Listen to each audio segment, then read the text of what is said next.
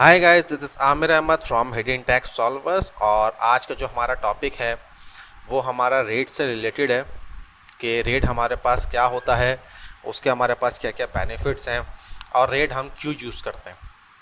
तो अगर आप किसी आईटी फील्ड से रिलेट करते हैं कोई भी, या आपने कभी भी आईटी की जो इन्वायरमेंट है उसके अंदर गए हो या कहीं भी लैब परफॉर्म की हो, तो आपने एक टर्म बहुत सुनी होगी, रेट। हमने रेट कॉन्फ़िगर करा सर्वर के ऊपर, रेट हमने क्रिएट करा, उसमें हमने स्टोरेज लगाए और इस तरीके से हमने हार्डवेयर बनाया, हार्डवेयर कंट्रोलर इस पे इंस्टॉल किया। इस तरीके से आपने काफ़ी बार टर्म सुनी होगी अगर आप जो है आईटी से रिलेटेड है। इनकेस अगर नहीं है आप, तो इंशाल्लाह जब इन फ्यूचर होंगे तो आप इस टर्म को लाजमी सुनेंगे, क्योंकि ये बहुत इंपॉर्टेंट कॉन्सेप्ट है आईटी की फील्ड में।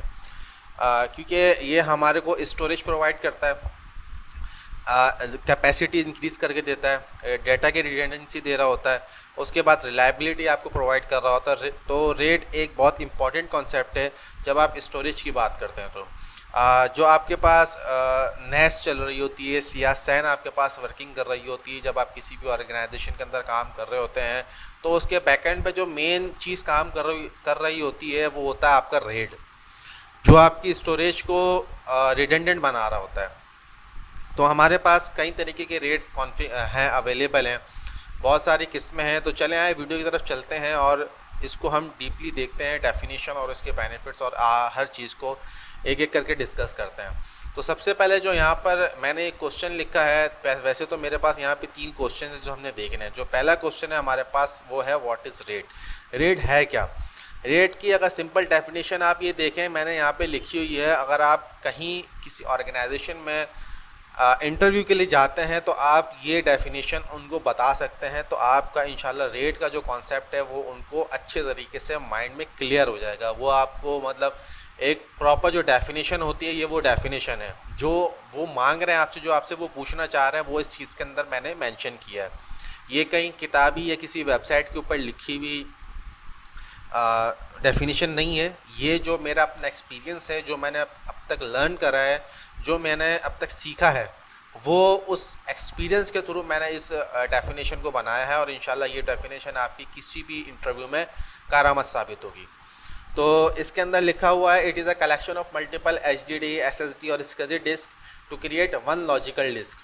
कि आप मल्टीपल हार्ड डिस्क को एक साथ कनेक्ट करते हैं, मल्टीपल हार्ड डिस्क के मजमूए को बनाते हैं और उसको उन सबको कनेक्ट करने के बाद एक लॉजिकल डिस्क आप बनाते हैं, जो जिसकी आपके पास एक कैपेसिटी निकल के आती है, एक रिडेंडेंसी निकल के आती है, जिस पे आप अपनी स्टोरेज, अपने डाटा को सेव कर सकते हैं। तो क्या कर रहा है, जब आप मल्टीपल हार्ड डिस्क को आप कलेक्ट करते हैं, जैसे कि मैंने बताया कि आप इस पर रिडेंडेंसी और रिलायबिलिटी इस पर आपको मिलती है, आप अपने डाटा को सेव कर सकते हैं। क्योंकि जो डाटा होता है वो किसी भी ऑर्गेनाइजेशन के लिए एक बहुत इंपॉर्टेंट एसेट होता है, चाहे वो किसी भी डिपार्टमेंट का हो। तो हमारा जो मेन पर्पज़ होता है स्टोरेज का, वो ये होता है कि हमने जो है डाटा को सेव करना, डाटा हमारा किसी भी सूरत में लॉस ना हो।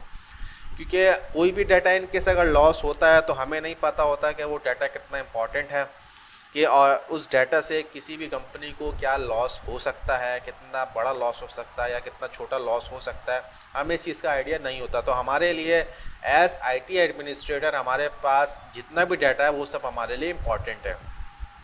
तो जब आप रेट कॉन्फ़िगर करते हैं तो आपके पास इनपुट आउटपुट जो इंटेंसिव टास्क जो होते हैं, फॉर एग्जांपल आप एसक्यूएल कॉन्फ़िगर कर रहे हैं या एसक्यूएल इसके ऊपर चल रहा है, तो वो उसकी जो इनपुट आउटपुट टास्क होते हैं वो बहुत ज़्यादा होते हैं। तो उसमें आपको अच्छी खासी मदद मिल जाती है, आपको कैपेसिटी इंक्रीज़ होकर मिल जाती है, आपके पास हार्ड डिस्क की रिडेंडेंसी आ जाती है इन केस ऑफ फेलियर।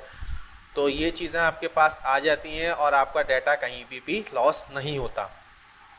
तो हमारे पास 2 तरीके के रेट कॉन्फ़िगर हम कर सकते हैं, एक होता है सॉफ्टवेयर रेट और एक होता है हार्डवेयर रेट। तो सॉफ्टवेयर रेट क्या होता है कि सॉफ्टवेयर रेट हमारा कोई भी ऑपरेटिंग सिस्टम मैनेज कर रहा होता है। फॉर एग्जांपल विंडोज़ सर्वर हो गया, लिनक्स हो गया, मैक हो गया, ये जो ऑपरेटिंग सिस्टम मौजूद हैं, इसके अलावा भी कोई भी ऑपरेटिंग सिस्टम है तो वो रेट को कॉन्फ़िगर और मैनेज कर सकता है। ये तो हो गया सॉफ्टवेयर रेट। जब हम हार्डवेयर रेट की बात करते हैं तो हार्डवेयर रेट में क्या होता है कि हार्डवेयर रेट को हमें कॉन्फ़िगर करने के लिए एक रेट कंट्रोलर का कार्ड आता है, वो हमें सर्वर के अंदर इंस्टॉल करना होता है फिजिकली। वो कार्ड आप किसी भी आईटी की शॉप से या किसी भी कंप्यूटर शॉप से आप परचेज़ कर सकते हैं, वहाँ से इजीली मिल जाता है। तो वो आप अपने सर्वर में लगा सकते हैं जो भी उस सर्वर के साथ कंपैटिबल हो। सबसे पहले तो जब आप सर्वर परचेज़ करते हैं तो वो जो रेट कंट्रोलर का कार्ड होता है वो तो बाय डिफ़ॉल्ट उस पर इंस्टॉल्ड होता है। इन केस आप कोई रिफर्बिश यूज़ करते हैं या कोई भी दूसरा सर्वर यूज़ करते हैं, अगर इसमें नहीं होता तो आपको वो परचेज़ करना होता है। तो वो आप परचेज़ करके अपने सर्वर में लगा सकते हैं और उस कार्ड के थ्रू आप अपना जो हार्डवेयर रेट है उसको कॉन्फ़िगर और मैनेज कर सकते हैं। उसके बाद अगर हम अपने दूसरे क्वेश्चन की जानिब चलें तो उसमें हमारे पास आ जाता है how rate works. Rate work किस तरीके से करता है? बेसिकली जब आप किसी भी मल्टीपल हार्ड डिस्क को एक साथ कनेक्ट करके उसको कंबाइन करके एक लॉजिकल यूनिट बनाते हैं, तो रेट क्या करता है कि रेट जब भी आप डाटा उसके अंदर कॉपी करते हैं या आप उसके अंदर कोई भी चीज़ रखते हैं तो वो आपके डाटा को मल्टीपल हार्ड डिस्क की मल्टीपल लोकेशन के ऊपर बाइंड कर देता है। तो उससे होता क्या है कि आपके पास इनकेस अगर कोई डिस्क फेल हो जाती है, तो एक डिस्क फेल हो जाती है या कोई भी प्रॉब्लम क्रिएट होती है किसी भी हार्डवेयर लेवल के ऊपर, तो आपके पास जो डाटा हार्ड डिस्क के अंदर मौजूद है वो एज इट इज़ रहता है, उसके अंदर कोई भी इशू क्रिएट नहीं होता। डिपेंड्स ऑन कि आपने उसको रेट कौन सा कॉन्फ़िगर किया है, डिपेंड करता है। फॉर एग्जांपल आपने स्ट्रिपिंग कॉन्फ़िगर की है, मिररिंग की है, पैरिटी की है, अगर आप इनमें से कोई चीज़ कॉन्फ़िगर कर रहे हैं तो इन तीनों के जो हैं वो काम अलग अलग हैं, रिक्वायरमेंट्स अलग अलग हैं और हर किसी की रिक्वायरमेंट के मुताबिक उसकी जगह है। इसका मतलब ये नहीं है कोई रेट अच्छा है या कोई रेट बुरा है, मीन्स ये है कि जहाँ जिस चीज़ की रिक्वायरमेंट है आपको वो वहाँ पर लगानी पड़ती है। तो उसके हिसाब से आपको चीज़ें देखनी पड़ती है। कहीं आपको स्टोरेज बहुत ज़्यादा चाहिए, कहीं आपको रिडेंडेंसी कहीं बहुत ज़्यादा चाहिए, कहीं पे आपको ये चाहिए होती है मेरा डाटा रिलायबल रहे, मिररिंग रहे, उसकी डाटा आपका किसी भी हिसाब से लॉस ना हो। तो हर चीज़ को, हर फैक्टर को जब आप बैठ के देखते हैं उसके बाद आप ये बात को फैसले पे लेके आते हैं कि हमें क्या चीज़ की रिक्वायरमेंट यहाँ पे है। तो जो रेट है इंशाल्लाह मैं नेक्स्ट वीडियो के अंदर एक एक करके और इसको डिटेल में डिस्कस करूँगा, रेट के टॉपिक्स को और रेट की जो लेयर्स होती हैं उनको। फ़िलहाल अभी हमारे पास जो रेट है वो मैंने आपको बता दी है किस तरीके से काम कर रहा होता है। अच्छा, तीसरा क्वेश्चन जो है हमारे पास वो है बेनिफिट ऑफ रेट। जैसा कि मैंने पहले भी डिस्कस किया, रिडेंडेंसी प्रोवाइड करता है, रिलायबिलिटी प्रोवाइड करता है, सिक्योरिटी प्रोवाइड करता है। आपका डाटा रेट का बेसिक जो कॉन्सेप्ट है हमारे पास वो ये है कि हमारे पास डाटा किसी भी सूरत में लॉस ना हो, क्योंकि हमें नहीं पता कि ऑर्गेनाइजेशन में कौन सा डाटा कितना इम्पॉर्टेंट है और किसको उसकी रिक्वायरमेंट क्या है। तो हमें हर डाटा हमारे लिए एज आईटी एडमिनिस्ट्रेटर हर डाटा हमारे लिए इम्पॉर्टेंट है।